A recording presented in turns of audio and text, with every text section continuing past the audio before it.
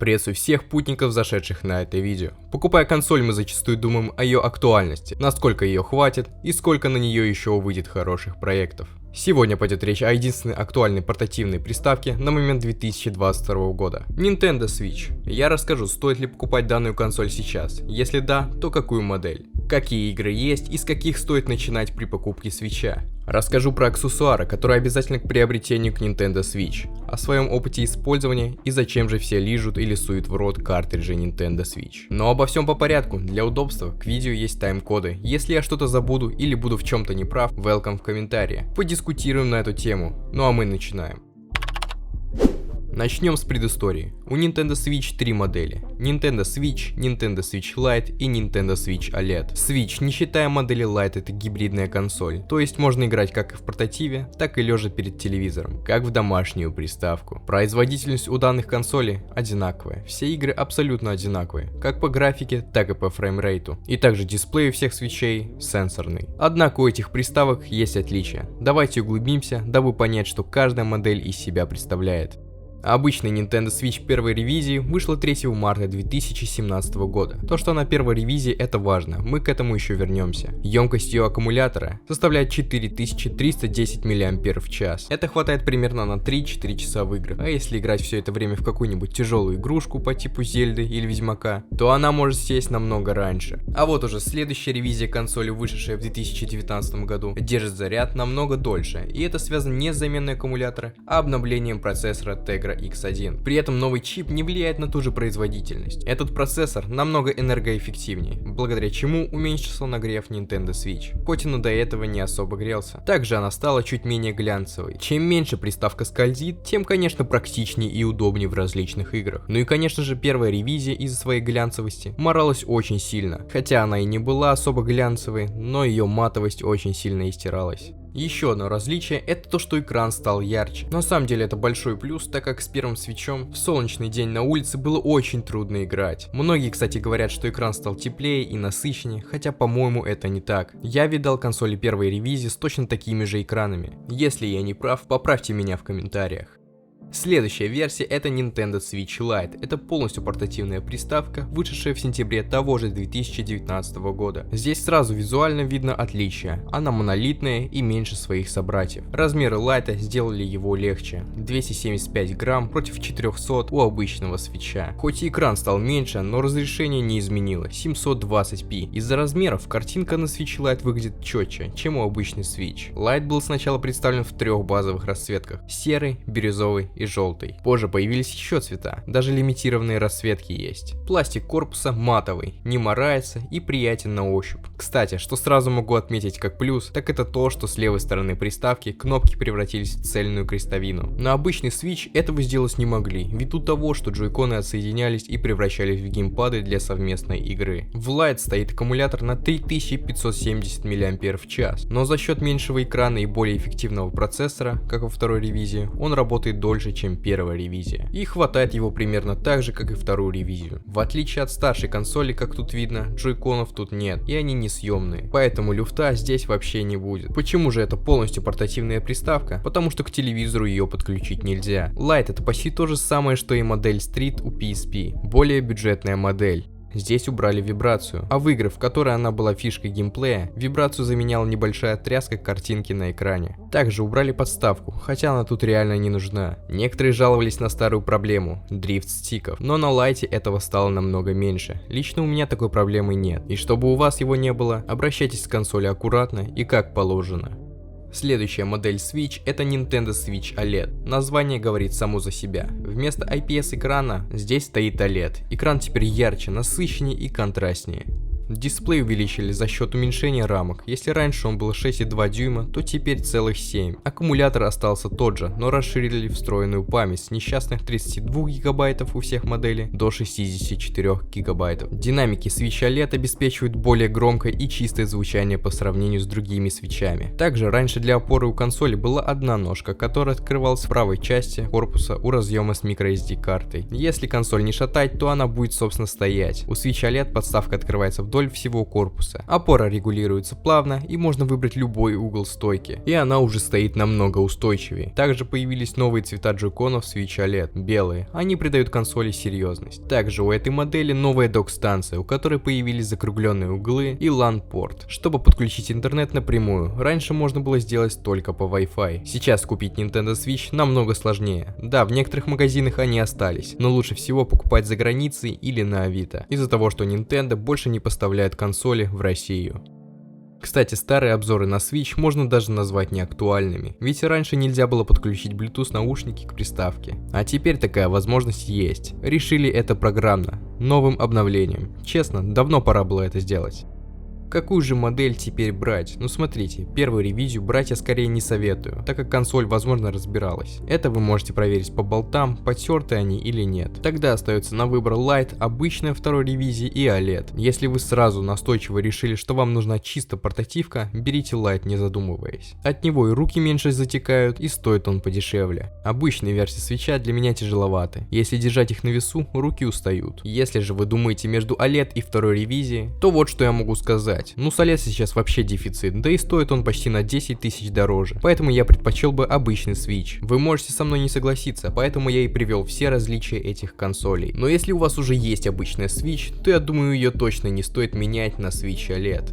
В общем, с моделью приставкой мы разобрались, но какие же игры купить для начала? Если у вас никогда не было приставок Nintendo, то конечно вы задаетесь этим вопросом. Я отвечу сразу, многие люди берут консоль ради Зельды Breath of the Wild, но некоторые в ней разочаровываются и сразу же сливают консоль и игру. Чтобы такого не было, определитесь, нужна ли вам эта приставка. А приставка это в первую очередь игры. Если вас интересуют какие-то игры на ней, то конечно стоит рассматривать покупки. Но если вы не знаете, что вам было бы интересно на ней поиграть, и стоит ли ее вообще вам брать, то не покупайте. У Switch свои игры и своя аудитория. Если она вас не затянула, не пихайте себя насильно. Очень много людей продает консоль на Авито с причиной «подарили, а мне она не нужна» и тому подобное. Перед покупкой Switch'а вы также должны понимать, что игры тут не дешевые, тем более с новыми ценами в магазине из-за ситуации в мире. Поэтому игры лучше покупать на Авито картриджами, которые стоят дешевле и вы их сможете перепродать. Кстати, Авито доставкой картриджи лучше не отправлять. Знаю одного человека, ему так 2 картриджа поменяли и сделали возврат на почте. Доказать он так и ничего не смог.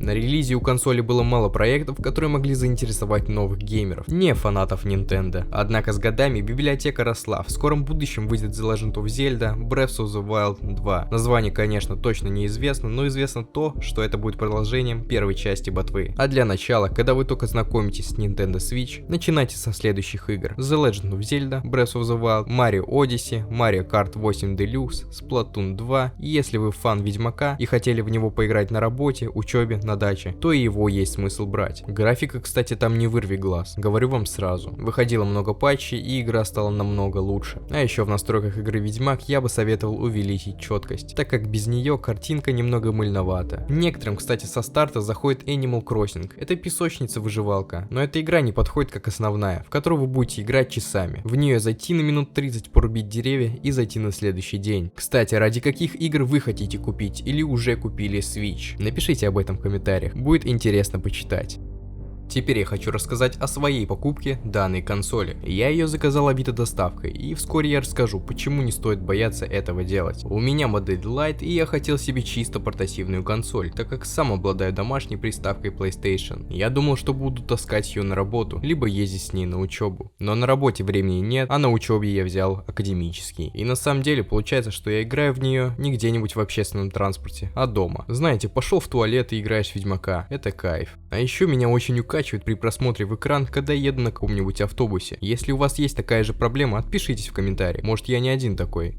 Приставку я брал до всех этих проблем в мире, за 9000 рублей. Мне она пришла вот в такой коробке с полным комплектом и чехлом Animal Crossing. С насадками на стики в придачу. Кстати, кто-нибудь пользуется вот такими грибовидными насадками на стики? Если да, то напишите в комментариях. Консоль мне пришла в идеальном состоянии, если не считать чуток подбитое защитное стекло. Зарядка тут обычно Type-C, так что не пропадем, если потеряется. На свитче японская раскладка кнопок, то есть кнопки B и A здесь перепутаны. Впервые играв здесь в игры, я чуть пальца не сломал, до того было неудобно. Но со временем я, конечно же, привык. Динамики лайта находятся снизу, и они тише, чем на обычном свитче, но все равно довольно-таки хорошие, если играть, конечно же, дома. Но если вы едете в транспорте, то звук игры будет теряться, да и другим мешать не нужно, поэтому советую с собой носить наушники. Еще мне понравилось то, что у Nintendo Switch интуитивно понятный интерфейс. Включаешь и играешь. Также меня удивил режим сна. Играете в Ведьмака и решили сделать перерыв. Просто блокируйте приставку и занимайтесь своими делами, хоть целые сутки. Приходите, включайте консоль, а тут все с того момента, на котором вы и закончили. При этом она не так сильно теряет заряд, учитывая то, что в памяти она держит целую игру. Осмотрим консоль внешне. Здесь есть удобная кнопка скриншота, которая находится на лицевой панели, что мне очень понравилось. Сверху здесь есть кнопка питания, регуляторы громкости, система вентиляции, 3,5 мм разъем для наушников и место для картриджей. Давайте сразу же отвечу, почему же их все берут в рот. Nintendo признали, что на картридже Switch нанесено специально очень горькое вещество. Оно безвредно для человека, и сделано это для того, чтобы дети не глотали картриджи. Если кто-то из вас пробовал на вкус, напишите, как вам. И, кстати, покупая картриджи с Авито, протирайте их. Кто знает, сколько зельд уже было облизано. И почему же не стоит бояться брать Авито доставкой? Потому что с этого вы ничего не теряете. Просто просите зарядить и отключить консоль полностью перед отправкой. Если вы боитесь, что она сядет, то мне консоль шла чуть более 10 дней. Даже не села. Так что проверить вы сможете. На саму проверку дается 15 минут. Как проверять Switch при покупке? До покупки создайте аккаунт Nintendo, чтобы не терять время при проверке. Когда возьмете консоль в руки, раздайте интернет через телефон и проверьте, работает ли сеть и eShop. eShop — это магазин игр Nintendo. Так мы проверяем, есть ли бан на консоли Nintendo. Далее заходите в настройки, контроллеры и сенсоры. Первое, что мы проверим, это стики. Нажимаем «Калибровать мини-джойстики». Далее мы пробуем наклонить стик и отпустить. Если он вернется резко в центр, значит дрифта нет. Таким образом мы проверяем и другой стик. Далее мы проверяем залипание и работоспособность кнопок. Для этого мы заходим в устройство ввода, нажимаем кнопки быстро по 3 раза. Та кнопка, которую вы нажали, должна отобразиться ровно 3 раза, не больше и не меньше. Так мы проверяем, залипают ли кнопки. Следующим мы проверяем сенсорный экран. Также, если у вас есть возможность, проверьте картридж и игры на консоли. Кстати, единственный существенный минус покупателю в Авито доставки, который я нашел, когда продавец отменил заказ, а твои деньги уже у Авито. Из-за этого нехорошего человека я не могу вывести деньги. Техподдержка кидает вину на банк, а банк на Авито. Благо через неделю я все же смог их вывести. Теперь пару слов про дрифт стиков. Кому-то просто помогает почистить его или смазать что-то там. Поэтому если вы не рукожоп, можете сэкономить и попробуйте посмотреть, что там. У меня как-то была проблема дрифта стика на 4-м DualShock. Решилась чисткой. Однако будьте аккуратнее, в джойконе полно мелких деталей, а со свитчом Lite лучше пойти в специализированный центр.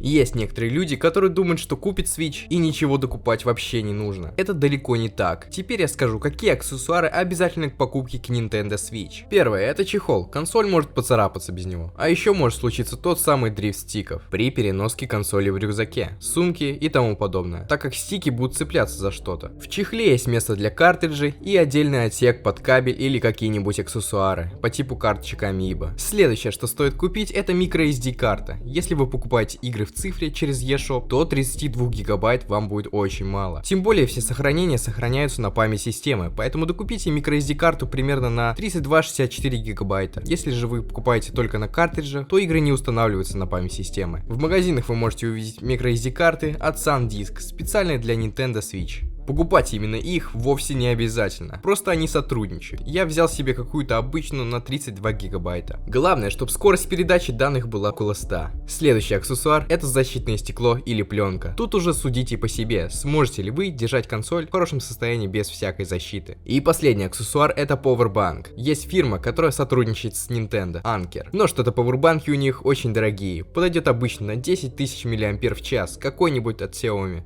И подводя итоги ролика, мне кажется, каждый для себя решил, какую консоль ему взять и стоит ли вообще ему покупать Nintendo Switch. Для меня идеально подошел Switch Lite, ввиду ее портативности. Ведь портативный гейминг — это классно. Ни на одном телефоне вы не поиграете в Зельду и Ведьмака. А тут сможете. Если вы давно мечтали поиграть в эксклюзивы Nintendo Switch и думаете, стоит ли брать, то да, однозначно стоит. На этом мой видеоролик подошел к концу. Делитесь впечатлениями или задавайте вопросы в комментариях. Поставьте лайк и подпишитесь на канал. Это будет лучшей мотивацией. Всем пока!